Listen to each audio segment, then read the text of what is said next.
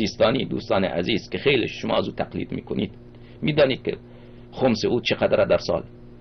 صدها میلیون دلار، صدها میلیون دلار، از میلیارد دلار بالاتر است بودجه سال او.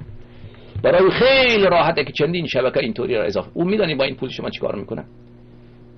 بله، دست یک فاسق، یک فاجر، یک اوباش جواد شهرستانی و یک اوباش دیگر، یک فاسق فاجر دیگر مرتضی کشمیری و دست یک فاسد عقیده دیگر به نام رضا سیستانی پسرش، دست این 3-4 نفره که جواد شهرستانی من از خودش شنیدم با یک واسطه که ثلث خمسش را میداد به خامنه‌ای میده، ثلث خمس سیستانی را میده به خامنه‌ای، یعنی به یک کافر مطلق، به یک نجس، به یک سگ.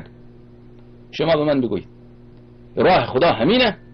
رضا امام زمان علیه السلام همینه که اون کسی که ما کفرش را ثابت کردیم شما بیا ثلث مال امام عصر علیه السلام را به او بده؟ شما شیعیان ساده که حجت خدا نائب خدا، نائب امام زمان علیه السلام به اون ندهیم مجزیه.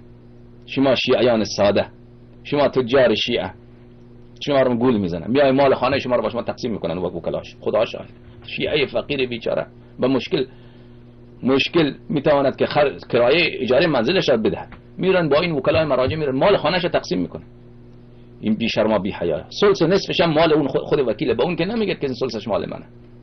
ای خدای پاک به نام دین خدا، این فساق، این فجار، این ملاحده چه کارهایی که میکنن، چه کارهایی که میکنن.